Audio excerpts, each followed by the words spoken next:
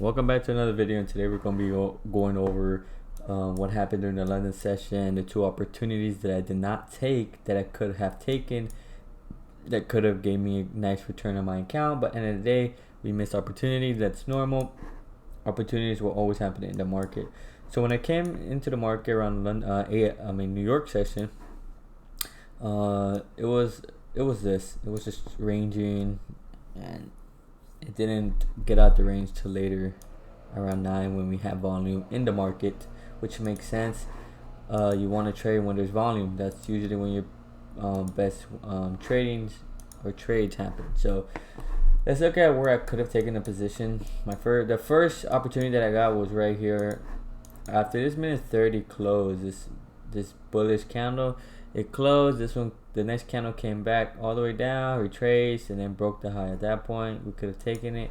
If you're looking at the minute 30, it makes sense. We have 9 o'clock coming, and 9 o'clock was there. We could have easily wiped out this resistance over here as a TP, clean candle to the side. We should have easy just trade there, which ended up being nice. I think a better way would have, or a more like cleaner entry would probably have to be the minute 15, because on the minute 15 we have that bullish candle that came in here, closed bullish, engulfed the previous candle, and then but the next candle had a massive pullback but closed bullish, but almost as if it was a pin bar, and showed us that alright, we didn't break the previous low, we had a retracement, but ended up reversing that whole retracement back and ended up closing very small bullish candle, but ended up at least closing bullish. The next candle came back down, retraced, but did not break the previous low, which showed us, alright, well, if the previous candle did not break the previous candle low, and then this candle didn't fail to break the previous candle low as well, the chances is we're probably rejecting something in this area, right? This area here, and then we should have, as soon as this broke the high of this candle right here, we could have definitely have executed a trade and target this resistance, or this one, whichever you could do, TP1, TP2, whichever you feel, and it would have been a nice clean trade, very nice clean trade. But the trade was it had already left, and I'm like, I'm not gonna get into a trade, looking, well, after it's moved, then yeah, you'd be like, well, it makes sense to get into it late. But at the time, if you execute a trade right here on this candle at the very top, it makes no point. It makes no sense to do that, just because you don't know if that candle is going to reverse, it's going to pull back, you don't know. But the second opportunity that I missed was here on the minute 30. It was actually after this candle closed bullish, and this candle ended up making this low. Well, actually at the time it didn't have this big pullback to the downside.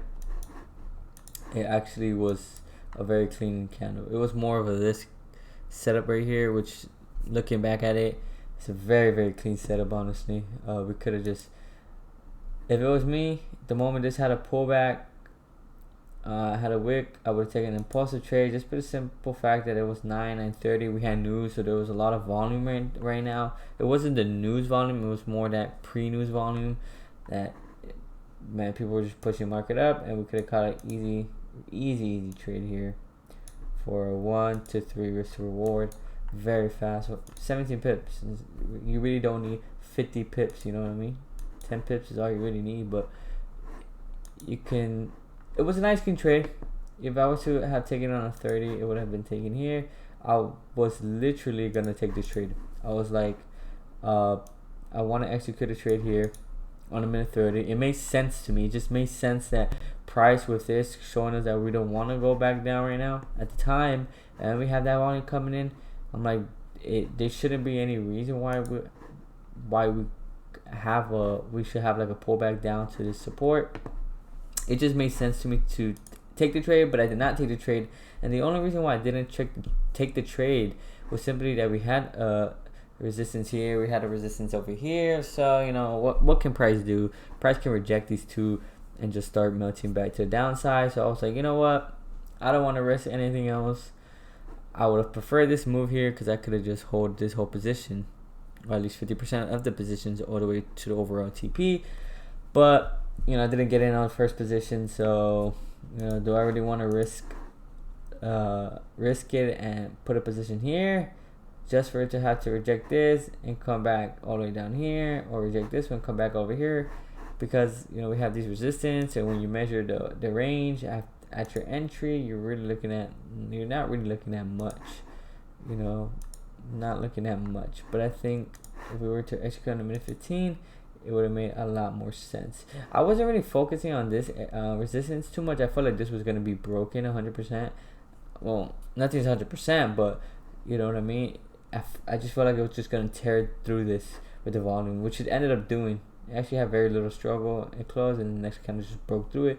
But looking back at it, we had a 17 pip range. I should have taken the trade off my initial first thought. But you know, at the end of the day, at least I had the idea there. I just didn't take it just because, you know, I thought we were gonna respect this little level too much. But ended up breaking right through it and going overall to the.